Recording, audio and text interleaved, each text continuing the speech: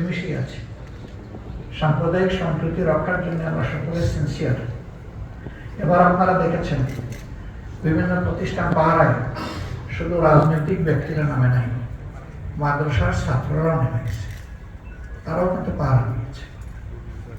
আমাদের দল ছিল, বিএনপি ছিল, ছাত্র দল ছিল, এর পাশাপাশি মাদ্রাসার ছাত্ররাও ছিল।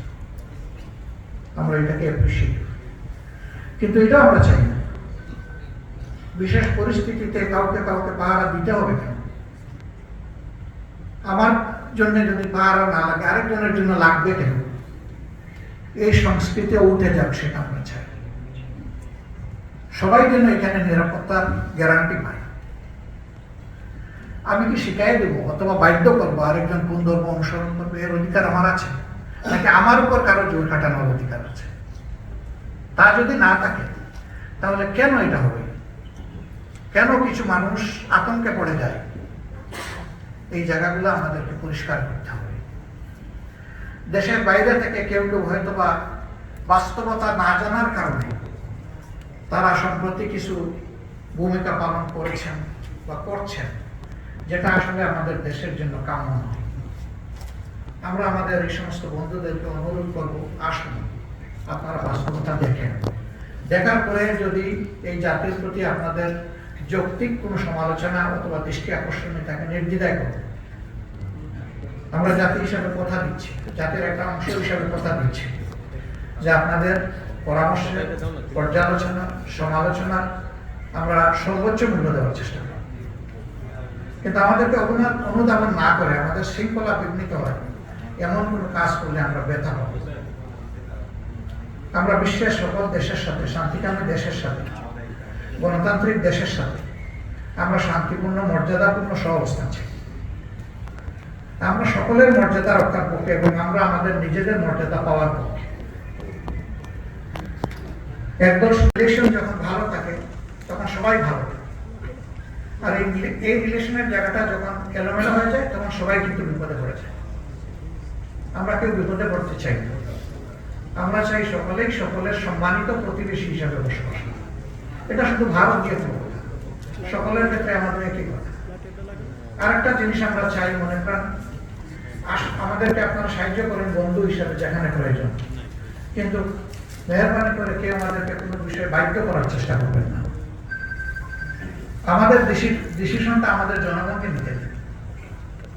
জনগণ যখন ডিসিশন নেবে তখন সেই ডিসিশন জনকল্যাণমূলক ডিসিশন হবে।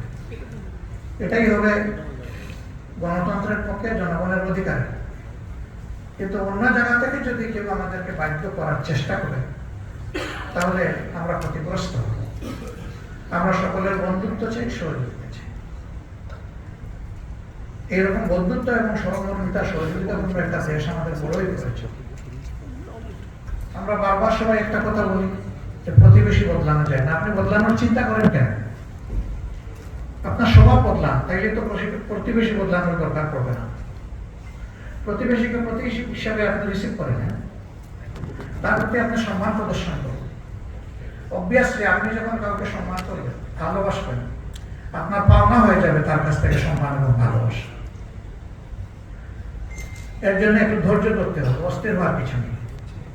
সব কাজে, বড় কোন কাজের অর্জনের জন্য ধৈর্যের সাথে সাহসিকতার সাথে আগাতে হয়। এই দুইটাই লাগবে, ধৈর্য লাগবে, সাহসিকতা লাগবে। তবে সবচেয়ে বড় সাহসিকতা হচ্ছে অধৈর্য না হওয়া, ধৈর্য ধরা। আমরা যেন সেটা পারি। আপনারা জানেন অনাকাঙ্ক্ষিত ভাবে এ মাসের 1 তারিখ হঠাৎ করে আমাদেরকে নিষিদ্ধ ঘোষণা করা। যে ছাত্র সংগঠনটি আমাদেরকে ভালোবাসে, আমরা তাদেরকে ভালোবাসি, তাদেরকে নিষিদ্ধ করা। কোন প্রেক্ষাপটে? যখন অধিকারের দাবিতে সারা জাতি ঐক্যবদ্ধ। আমি সূচনায় বলেছিলাম 1.5 মাসের শিশু থেকে 90 বছরের বৃদ্ধ বুঝলাম, শিশু 1.5 মাসে কিভাবে এসেছিল। মা তার 1.5 মাসের সন্তানকে তুলে নিয়ে রাস্তায় ছিলেন। আপনাদেরই একজন জিজ্ঞেস করেছেন, সাংবাদিকের বন্ধু, যে আপনি এই যুগে নিয়ে কচি বাচ্চা নিয়ে এখানে রাস্তায় এসেছেন। এই মা অত্যন্ত স্থির চিত্তে ধীরভাবে তিনি উত্তর দিয়েছেন, বাচ্চা কি আমারই শুধু একটা, আর মায়ের সন্তান নেই? সব মায়ের সন্তানদের বুকে গুলি ছোড়া হচ্ছে, আমি আমার সন্তান নিয়ে এসেছি, সেই গুলি গ্রহণ করতে সেও যেন শরীর হয়ে যায়। দেশের জন্য, জাতির জন্য, মুক্তির জন্য, স্বাধীনতার জন্য, এটা দ্বিতীয় স্বাধীনতা অনেকে বলছে। এই স্বাধীনতার জন্য যারা শহীদ হয়েছে, আমি তাদের কাতারে আমার নাম লেখালে আমি গর্বিত হব। এবারকার এই আন্দোলনটা কোন দলের ছিল না, শুধু ছাত্রদেরও ছিল না। হ্যাঁ, 15.5 বছরের ধারাবাহিকতা ছিল। রাজনীতিবিদরা ফিনিশিং দেননি, আমাদের তরুণ ছাত্র সমাজের হাতে ফিনিশিংটা হয়েছে। কিন্তু এই আন্দোলন একা তারা করি, ওই 1.5 মাসের শিশু কি ছাত্র না? যে মা এসেছেন তিনি কি ছাত্র? আমরা যারা, আপনারা যারা নেমেছিলেন তারা কি ছাত্র? সারা জাতি তাদের সাথে ছিল। তবে এখানে ছাত্রদেরকে, তরুণদেরকে ডিসকারেজ করার অথবা প্রতিপক্ষ মনে করার কোনো কারণ নেই। সেই বাবাই সঠিক বাবা, যেই বাবা তার সন্তানের উন্নতি তার চেয়ে বেশি চায়। যে আমি সমাজের যে জায়গায় এসেছি, আমার সন্তানটা আরো উঁচু জায়গায় চলে যায়। এরা আমাদের সন্তান। সন্তানদেরকে গাইড করা, ভালোবাসা এবং অ্যাসিস্ট করা আমাদের দায়িত্ব।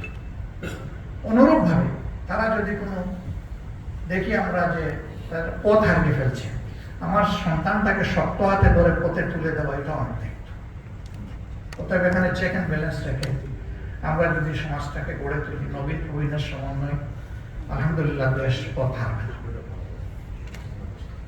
আজকে আল্লাহ শুকরিয়া আদায় করছি, 26 দিনের মাথায় বা 27 দিনের মাথায় আমাদের উপর যে জুলুম করা হয়েছিল, সর্বশেষ জুলুম আমাদেরকে নিষিদ্ধ করে, সেটা ইতিমধ্যে প্রত্যাহার হয়েছে, আলহামদুলিল্লাহ। এটা এই স্টিগমাটা সর্বশেষ আমাদেরকে কেন দেওয়া হয়েছিল? আন্দোলনটাকে ডাইভার্ট করার জন্য, ইস্যু ডাইভার্ট করার জন্য। হয়তো বা কেউ কেউ চেয়েছিলেন যে এরকম কিছু একটা করলে জামাতে ইসলামী তার সমস্ত শক্তি নিয়ে রাস্তায় নামবে, প্রতিবাদ করবে, তখন অন্য কিছু হবে এটাকে কেন্দ্র করে, এবং যে মূল ইস্যুর স্রোতধারা তৈরি হয়েছিল এটা তখন দিকে চলে যাবে, এই ইস্যুটা চাপা হবে। আমাদের দেশে কয়েক বছর ধরে আমরা শুনে আসছি যে এক ইস্যুতে আরেক ইস্যু চাপা হয়ে যায়। এটা হয়তো চাপা দেওয়ার মতো একটা জায়গা থেকে এটা হয়ে থাকতে পারে। যারা করেছেন তারা ভালো জানে। আপনাদেরকে সাক্ষী রেখে বলছি যে রাজনৈতিক দল হিসাবে কারোর প্রতি আমাদের কোনো ক্ষোভ নেই, আমরা সবাইকে ক্ষমা করে দিলাম। কিন্তু যিনি সুনির্দিষ্ট ক্রাইম কমিট করেছেন, যিনি পারপিট্রেটর, তার ওই নির্দিষ্ট ক্রাইমের শাস্তি, সেটা আমার সাথে হোক, আপনার সাথে হোক, যার সাথে হোক, তাকে পেতে হবে। এটা যদি নিশ্চিত না হয় তাহলে সমাজে কোনো সংশোধন হবে না। পারপিট্রেটররা যখন uncontrolled, beyond control, without owning speed control, তারা অন্যরকম হয়ে যাবে, বেপরোয়া হয়ে যাবে। এই জন্য এটা ন্যায্যতার দাবি, ন্যায় বিচারের দাবি, সভ্যতার দাবি, সামাজিকতার দাবি, শান্তির দাবি, এটা হতে হবে।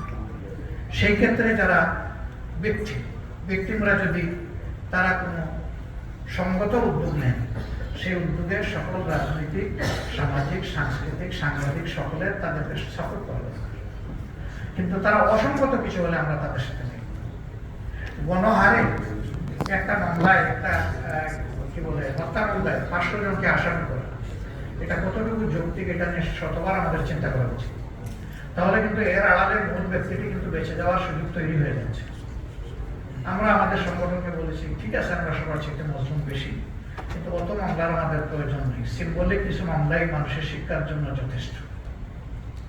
কিন্তু সেই মামলায় একজনও নিরপরাধ মানুষ যাতে আমাদের মামলার অভিযুক্ত না হয়, সেইভাবে শতভাগ আমাদেরকে নিশ্চিত হতে হবে। 10 জন ঠিক আছে, একজন বেঠিক, এই একজনের উপর যদি আমরা করি এটা জুলুম হবে। আমরা এই জুলুম করতে চাই না। এরপরে যদি আমাদের অনিচ্ছা সত্ত্বে কোনো ভুল হয়ে যায়, আপনাদের কারো ধরা পড়ে, আমাদেরকে ধরে দেবেন, আমরা সংশোধিত হওয়ার কথা দিচ্ছি। আমরা হিংসার রাজনীতির কবর চাই, এটা আর মাথা ছাড়া দিয়ে না হবে। বিভক্তির রাজনীতির কবর চাই, এটাও মাথা ছাড়া দিয়ে না হবে। কোনো বিষয়ে আমরা জাতির বিভক্তি চাই না। আমরা সকল ক্ষেত্রেই আমরা চাই যে আমাদের জাতীয় ঐক্যবদ্ধ থাকে। আপনাদের দোয়া চাই, পরামর্শ চাই, সমালোচনা চাই, ভালোবাসা চাই, সাহায্য চাই। সকলকে আবারও ধন্যবাদ। আসসালামু আলাইকুম। উপস্থিত আছেন অ্যাডভোকেট এহসানুল মাহবুব জুবায়ের, সহকারী সেক্রেটারি জেনারেল। উপস্থিত আছেন নির্বাহী পরিষদ সদস্য জনাব সাইফুল আলম খান মিলন। উপস্থিত আছেন ঢাকা মহানগরের দক্ষিণের সংগ্রামী আমির, নির্বাহী পরিষদ সদস্য জনাব নুরুল ইসলাম বুলবুল। উপস্থিত আছেন ঢাকা মহানগরী উত্তরের সংগ্রামী আমির, নির্বাহী পরিষদ সদস্য জনাব সেলিম উদ্দিন। এখানে ছিলেন নির্বাহী পরিষদ সদস্য, ওখানে আছেন এখন জনাব মোবারক হোসাইন। আর আমি কেন্দ্রীয় প্রচার বিভাগের সেক্রেটারি, নির্বাহী পরিষদ সদস্য মতিউর রহমান আকন। আপনাদের সবাইকে আমির জামাতের পক্ষ থেকে আবারও ধন্যবাদ। আপনাদের জন্য মধ্যাহ্ন ভোজের আয়োজন করা হয়েছে। এখন অনুরোধ করব, রেডি আছে খাবার, আপনারা মেহরবানি করে খাবার গ্রহণ করবেন। খাবার রেডি আছে, এই পাশে আমাদের স্বেচ্ছাসেবক কোভিড সিস্টেম সেক্রেটারি জেনারেল সাবেক এমপি অধ্যাপক মিয়া গোলাম পরোয়ার। আরো উপস্থিত আছেন সহকারী সেক্রেটারি জেনারেল মজলুম জননেতা মাওলানা রফিকুল ইসলাম খান। উপস্থিত আছেন সহকারী সেক্রেটারি জেনারেল সাবেক এমপি জনাব হামিদুর রহমান আজাদ। সহকারী সেক্রেটারি জেনারেল